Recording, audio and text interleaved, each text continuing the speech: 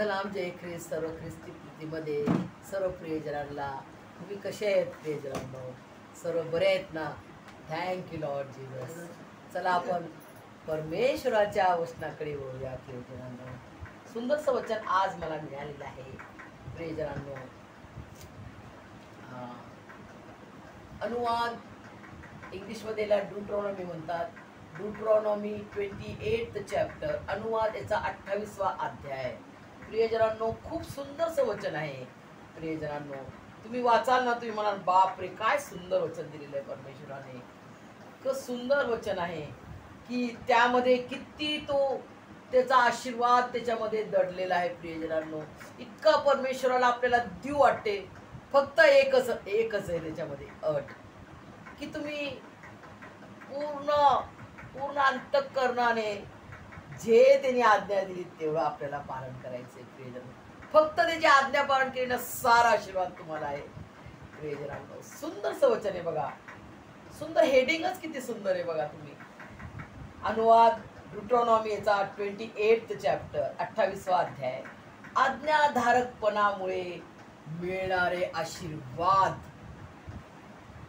बघा, फक्त तुम्ही आज्ञा पालन करा. खूप कठीण आहे का प्रियजन आज्ञा पालन करणं? खूप कठीण आहे का? परमेश्वर आपल्याला काय पहाड चढा लावत आहे का टकलं करा लावत आहे की नांगडे पाय चला? काहीच नाही. किती त्याची सिंपल आज्ञा आहे प्रियजनांनो. सिंपल आज्ञा आहे, पण करू शकणार नाही अशी नाहीये. कारण तो तुम्हाला शक्ती देईल करायला प्रियजनांनो. तो तुम्हाला शक्ती देईल. तो तुमच्या संगती आहे, तो माझ्या संगती आहे. तो आपल्याला शक्ती देतो.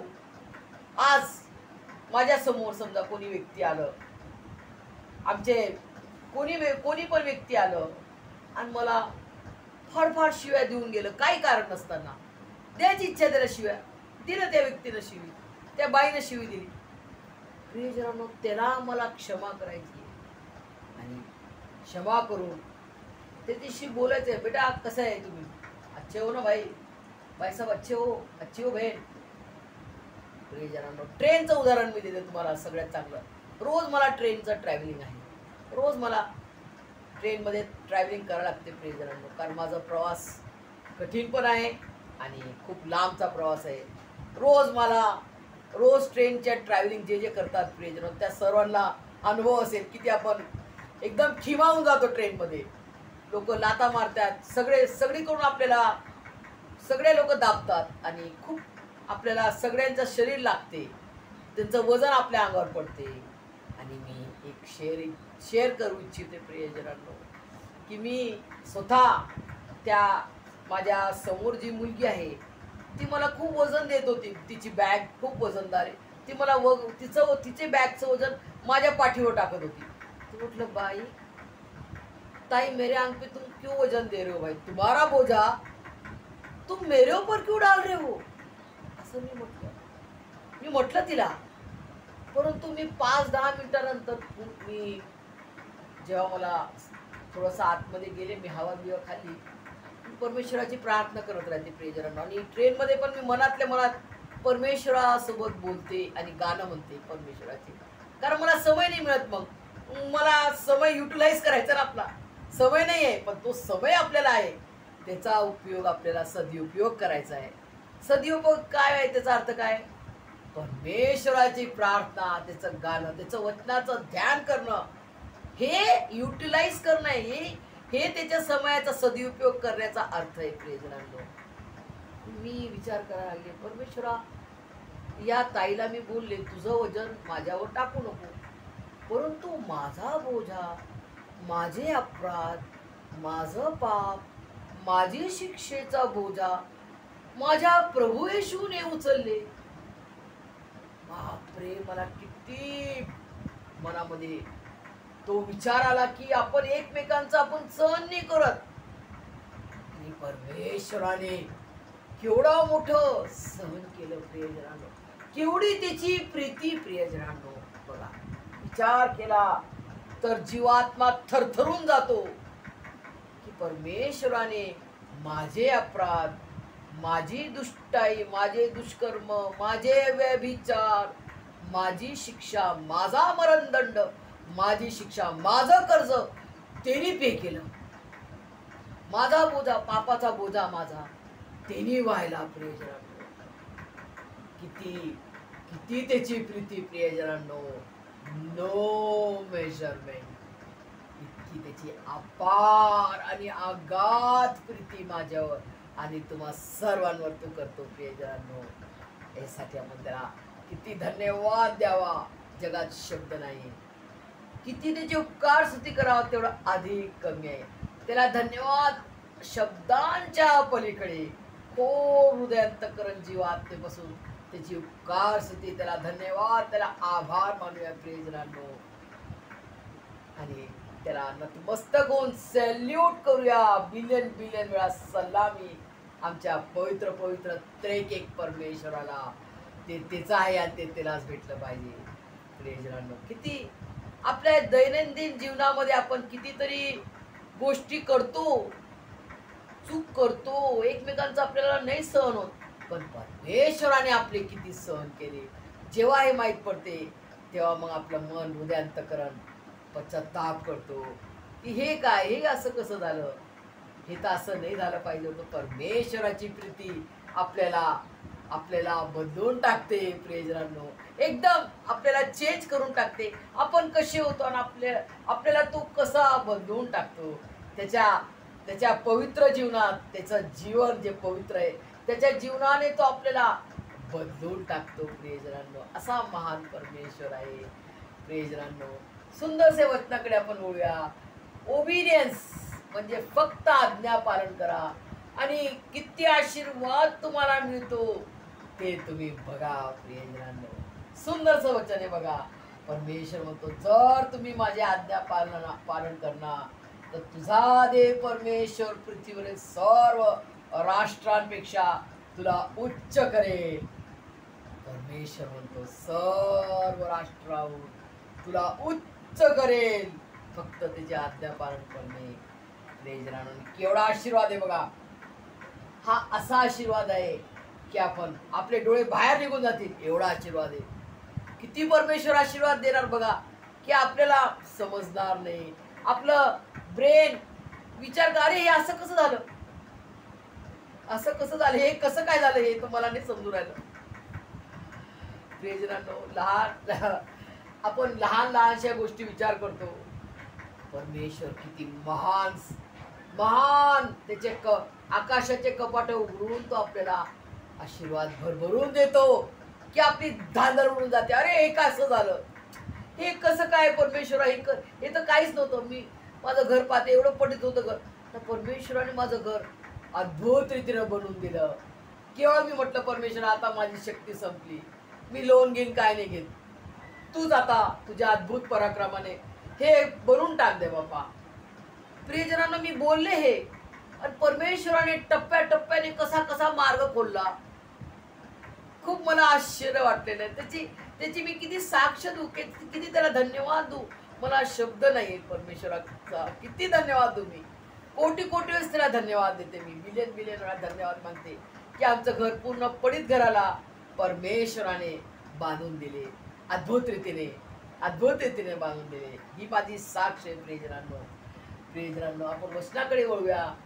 अब्राहम जो मूळ पुरुष, अब्राहम, परमेश्वराने अब्राहमाला निवडले जगामध्ये. तिने पाहिले कोण आहे, कुठेच मनुष्य नीतिमान नव्हता दिसत.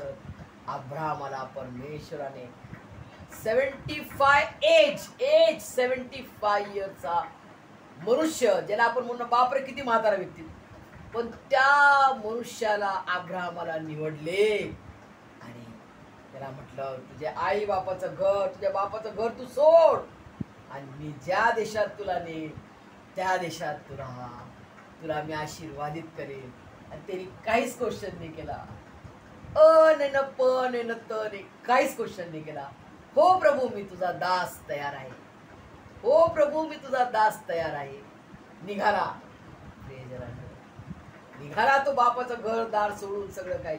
आपल्या बायकोला घेतले, लोट जो त्याचा भाचा होता त्याला घेतले, आणि त्याची जी काही बापाची जी काही थोडीशी संपत्ती होती ती त्याने बापाने त्याला दिली आणि तो निघाला.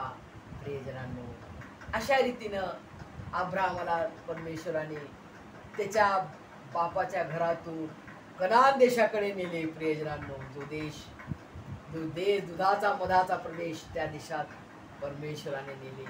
आणि अब्राहमाने केवळ आज्ञा पालन केली, जे सांगितलं ते केलं. 100 वर्षात 100 वर्षात त्याला मुलगा दिला. आणि जे की तिच्या बायकोला सारा हसली. हे कसं संभव आहे? कारण तिचं पण एज 99 इयर्स. एकच वर्षाने अब्राहम मोठा होता. अब्राहम 100 आणि ती 99. मला या वयात कसं काय होईल, तिला शंका आली. परमेश्वराला कोणती गोष्ट अशक्य आहे काय? परमेश्वराला कोणतीच गोष्ट अशक्य नाही. प्रियजनांनो, कोणतीच गोष्ट असंभव नाही. सगळ्या असंभव गोष्टीला संभव करणारा परमेश्वर हा जिवंत परमेश्वर प्रभू येशू ख्रिस्त आहे. प्रियजनांनो, तो सर्व, त्याच्याकडे कोणतीच गोष्ट असंभव, इम्पॉसिबल नाही. सर्व काही possible. In the name of Jesus Christ everything is possible. प्रियजनांनो, अब्राहमाने आज्ञा पालन केली. डोळे बंद करून तुझ्या मुलाला अर्पण कर माझ्याकडे. मोरिया पहाड 3 दिवसाचा तो प्रवास होता. 3 दिवस प्रवास. साराबाईला का पण हे सांगितलं त्यांनी. अब्राहमाने केवळ माझ्या परमेश्वराने मला काय सांगितलं ते मी पालन करणार, बस.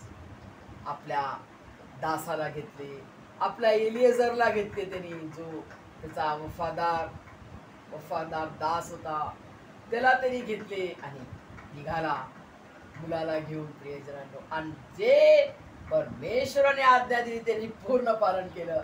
आणि इसाकाला बली देताना परमेश्वर पाहून देईल. आणि परमेश्वराने अब्राहमाचा विश्वासाचे शब्द बांधले.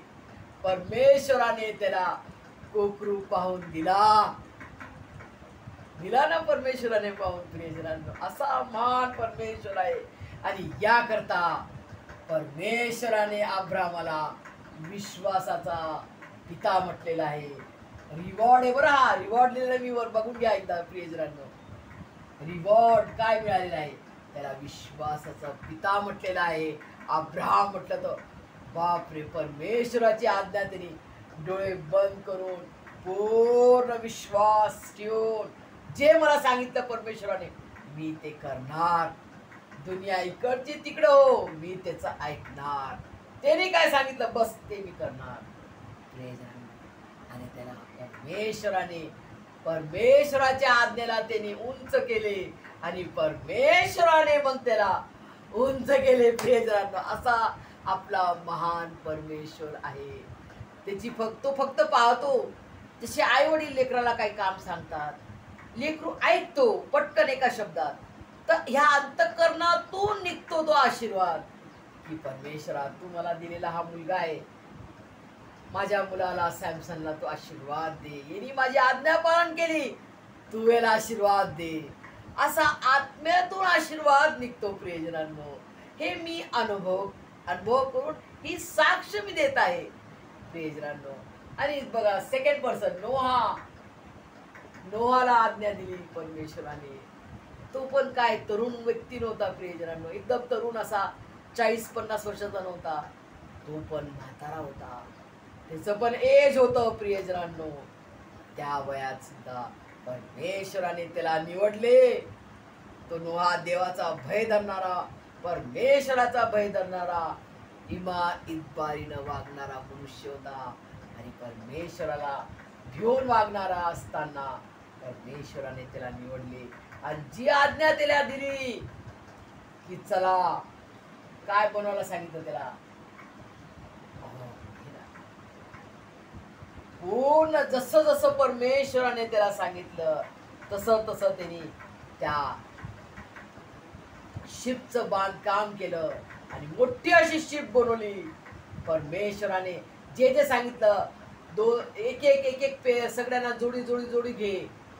उंट घे, सिंह घे, सर्व कॅमल, एलिफंट, अनेक जितके जगामध्ये आहेत सर्वांचे बरोबर एक एक पेर जोडी जोडी सर्वांना घे आणि त्यांचं अन्न सामग्री घे. 40 दिवस 40 रात्र पाऊस पाडणार हे सर्व परमेश्वराने त्याच्यासाठी शेअर केलं. काय करणार आहे करून किती मोठी एका मित्राप्रमाणे परमेश्वराने नोहाला निवडले आणि त्याचे कार्य घडून आणले.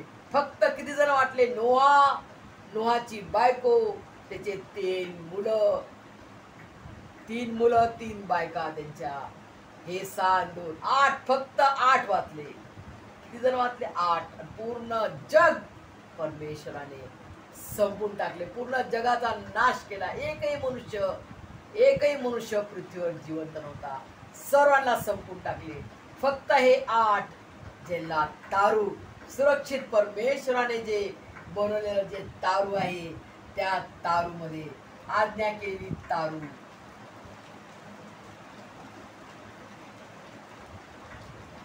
हे देखील खूप मोठं कार्य होतं नोहाच्या द्वारे. तारू बांधणे परमेश्वराने एक इंच कसं ठेवायचं, कसे कप्पे करायचे, काय करायचं काय नाही सर्व त्याला सांगितलेले आणि त्या अनुसार नोहाने केले. प्रियजनांनो, त्यांनी कटाळा नाही केला आणि त्याची फॅमिली लोक ते स्टार्टिंगला नाही म्हणत होते, परंतु त्यांनाही त्यांनी समजवले की परमेश्वराने मला सांगितलंय आणि ते होणार. परमेश्वराचं वचन आहे आणि ते होणार. महाप्रलयापासून सर्वांचे नाश केले परमेश्वराने, परंतु नोहा आणि नोहाचं कुटुंब त्या तारूमध्ये सुरक्षित राहिलं. त्या तारूमध्ये सुंदरसं ते तारू होतं. आपण एक गेस करूया. असं ते उंच असं मोठं असं तारू परमेश्वराने बांधलेला जो तारू होता, त्या तारूमध्ये परमेश्वराने त्यांना वाचवलेला आहे. 8 जण, फक्त 8 जण वाचले. आणि बघा नेक्स्ट कोण आहे? योसेफ. योसेफाने काय केले प्रियजनांनो? परमेश्वराला भिवून मी हे पाप कसे करू, माझ्या जिवंत देवासमोर मी हे पाप कसे करू म्हटले आणि परमेश्वराने त्याला उंच केले. त्या देशात तो गुलाम होऊन गेलता. प्रियजनांनो, गुलाम म्हणून त्याच्या भावाने विकून टाकले. त्याला मिस्री लोकांच्या हातात विकून टाकले, भाऊला विकून टाकले आणि तो मेला आहे अशा रीतीनं आपल्या याकोबाला सांगितले बापाला. आणि हा योसेफ परमेश्वराचा देव विरूप, देवाला जिवंत देवाला ओळखणारा, देवाचं भय धरणारा, तुरुंगात गेला. तुरुंगात त्याला स्वप्न पडले. त्याला दृष्टांत दाखवायचा परमेश्वर आणि ते दृष्टांत ते स्वप्न सांगित त्याला स्वप्नाचा अर्थ समजण्याचा दान दिले परमेश्वराने.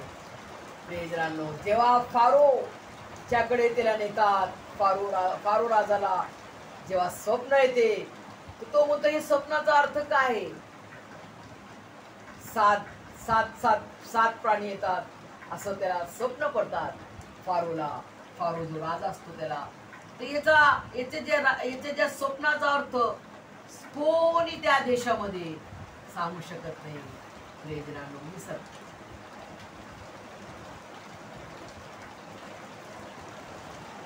मिसर देशातले सगळे तांत्रिक मांत्रिक सगळे जादूगर सगळे लोक हारले. फारोचा जो पॅलेदार असतो तो म्हणतो माझ्याकडे एक व्यक्ती आहे, तो तुरुंगात आहे, तो इस्रायली आहे आणि त्याचं नाव योसेफ आहे. त्याला मी घेऊन येतो, तो तुमच्या स्वप्नाचा अर्थ सांगेल. प्रियजनांनो, आणि जेव्हा योसेफ आला आणतात, तो योसेफ म्हणत नाही की मला येते स्वप्न सांगता, नाही असं नाही करत. तो बिलकुल घमंडपणा दाखवत नाही स्वतःच्या बुद्धीवर, स्वतःच्या तारुण्यात, स्वतःवर तो बिलकुल नाही सांगत. काय म्हणतो, मी काय सांगणार तुमच्या स्वप्नाचा अर्थ, परात्पर परमेश्वर तुम्हाला उत्तर देईल, तो सांगू शकतो तुमच्या स्वप्नाचा अर्थ. मी कोण आहे सांगणारा, मी कोण आहे? प्रियजनांनो, बघा परमेश्वरासमोर जो लीन नम्र होतो, जो त्याची आज्ञा पालन करतो, आज्ञेला दृढ धरून राहतो, त्याला परमेश्वर उंच करतो. कुठं